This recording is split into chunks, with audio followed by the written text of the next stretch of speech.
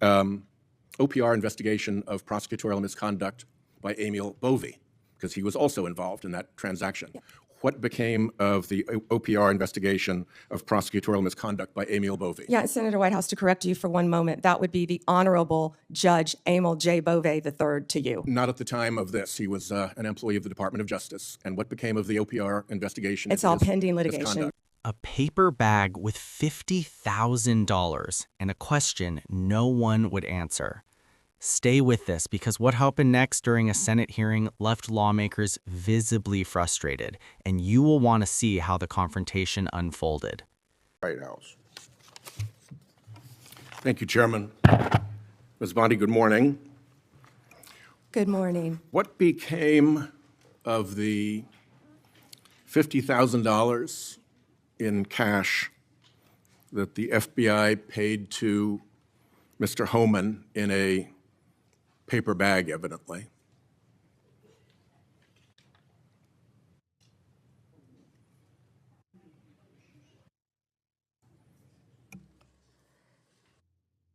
Senator, as Deputy Attorney General Todd Blanche recently stated, the investigation of Mr. Homan was subjected to a full review by the FBI, agents, and DOJ prosecutors. They found no credible evidence of any wrongdoing. And that was not my question. My question was, what became of the $50,000 in cash that the FBI delivered, evidently in a paper bag, to Mr. Homan? Senator, I'd look at your facts. Are you saying that they did not deliver $50,000 in cash to Mr. Homan? Senator, as recently stated, the investigation of Mr. Homan was subjected to a full review different question. by the FBI agents, That's a by different Department question. of Justice prosecutors. They found no evidence of wrongdoing. That's a different question. What became of the $50,000? Did the FBI get it back? Mr. Whitehouse, excuse me, Senator Whitehouse, you're welcome to talk to the FBI. The report to you, can't you answer this question? Senator Whitehouse, you're welcome to discuss this with Director Patel. Did Homan keep the $50,000? As Deputy Attorney General Todd Blanche recently stated, the investigation of Mr. Never Homan mind. I can was see I'm not going to get a full straight answer from you review to a very simple by question. the FBI agents and the DOJ. Do They you found know- no credible evidence of wrongdoing. You know, you're very concerned about money and people taking money, and Do you you rail know- against wait a dark second, money. wait a second, wait a Yet you second, work with dark wait a money second. groups all the time, Senator Wait a Whitehouse. second. Did you know whether or not in that investigation they looked at whether the $50,000 payment to Mr. Homan was declared by him on his tax returns? Senator, I would be more concerned if I were you when you talk about corruption and money, that when you pushed for legislation that would subsidize your wife's company. The questions here are actually pretty specific. So having you respond with completely irrelevant far-right internet talking points really is not very helpful here. I'd like, Mr. Chairman, you generally like to have us be able to get answers to know, and we'll follow up with the QFR. And to the extent Patel wants to answer, that would be great as well. What happened to the $50,000? Did Homan keep it? Did the FBI get it back? If he kept it, did he put it on his tax returns? Pretty simple questions. Homan was the same guy who said there was a deal with Eric Adams. He said, if Adams doesn't come through, I'll be back. I'll be in his office, up his butt, saying, where the hell is the agreement we came to? Which brings us to the OPR investigation of prosecutorial misconduct by Emil Bovee, because he was also involved in that transaction. Yeah. What became of the OPR investigation of prosecutorial misconduct by Emil Bovee? Yeah, Senator Whitehouse, to correct you for one moment, that would be the Honorable Judge Emil J. Bovee III to you. Not at the time of this. He was an employee of the Department of Justice. And what became of the OPR investigation? It's all pending litigation, Senator. I can't discuss pending litigation nor personnel matters. OPR customarily publicly says when there's an investigation, and at the end of it, they provide a summary.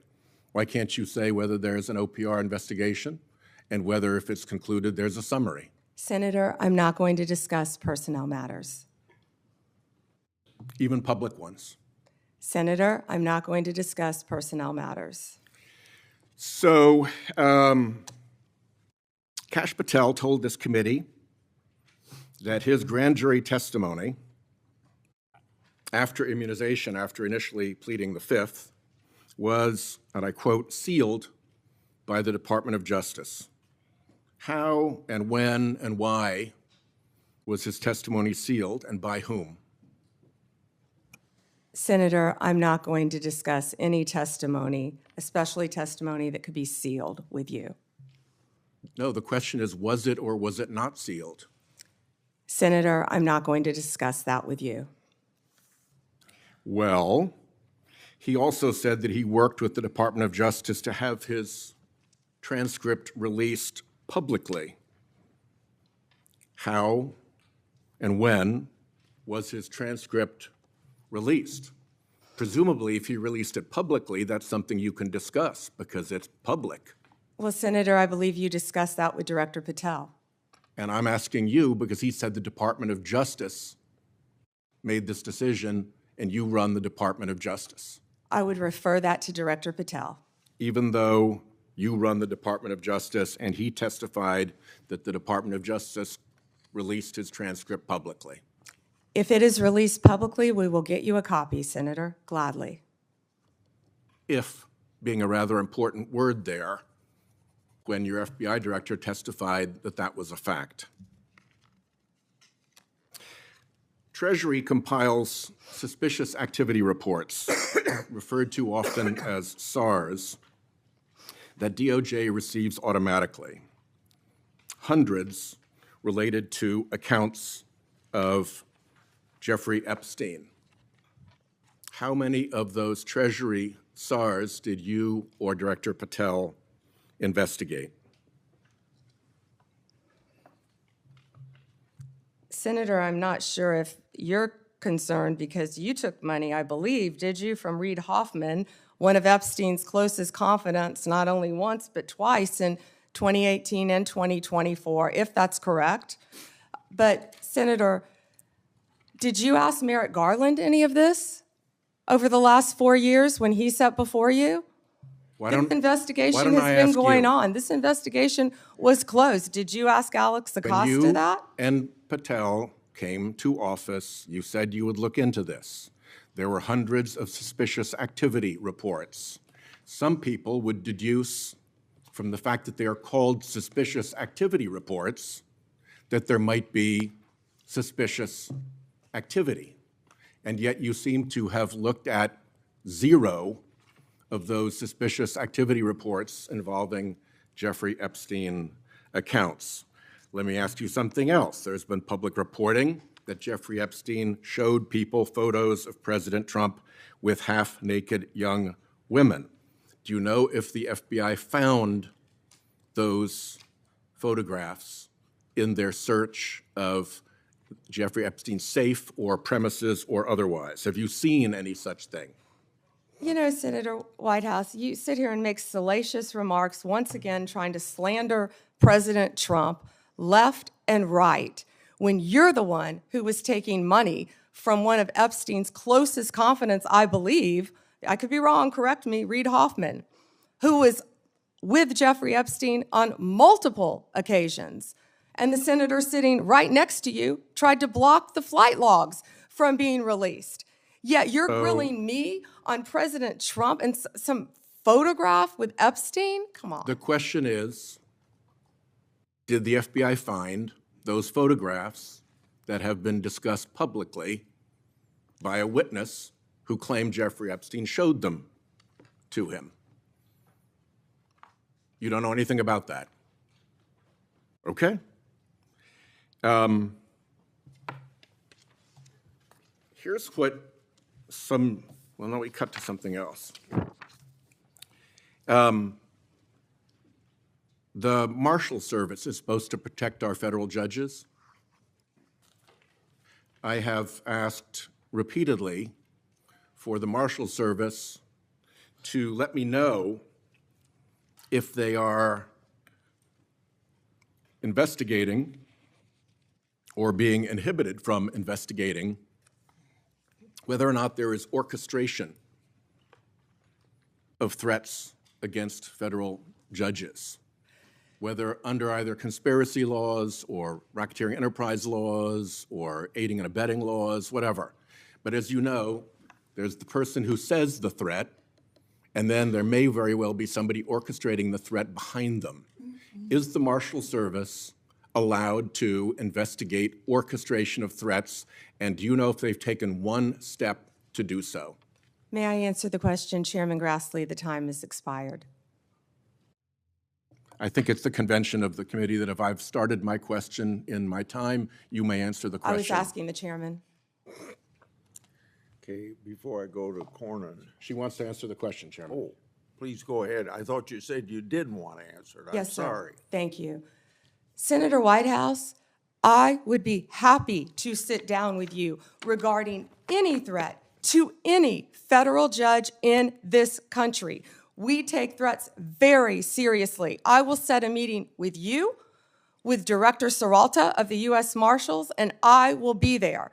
And we will talk about any threats on federal judges, Including who orchestration. threatened them or who orchestrated them. Bingo, thank you. Okay, before Cornyn speaks, I get kind of amused about my Democratic colleagues bringing up Treasury suspicious activity reports regarding Epstein. When Senator Johnson and I issued our Biden family reports in 2020, we used information from these very same type of documents. And you know what? We were criticized by our Democratic colleagues for doing so, and for years they ignored the evidence of the Biden family criminality. During a heated moment in the Senate Judiciary Committee, Senator Sheldon Whitehouse repeatedly pressed Attorney General Pam Bondi over reports that the FBI once delivered $50,000 in cash to an individual connected to a federal investigation.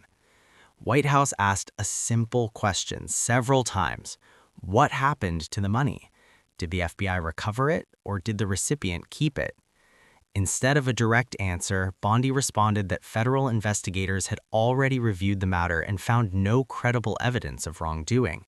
But that response did not address the senator's central concern, which was not whether a crime occurred, but what ultimately happened to the cash itself. The exchange quickly turned into a broader debate about transparency inside the United States Department of Justice and oversight of the Federal Bureau of Investigation. Whitehouse also raised questions about other investigations, including internal reviews of prosecutors and reports tied to financial activity connected to the late financier Jeffrey Epstein. Bondi pushed back, accusing the senator of relying on political talking points and redirecting the conversation toward other controversies. Moments like this show how congressional hearings often become more than simple question and answer sessions. They reveal how lawmakers try to force clarity on unresolved issues, while federal officials balance transparency with legal limits on what they can publicly discuss. For viewers trying to understand Washington, the key takeaway is that oversight hearings are one of the main tools Congress uses to question how powerful agencies operate. If you want more clear explanations of the biggest political confrontations and what they actually mean, make sure to follow and stay informed as these investigations continue to unfold.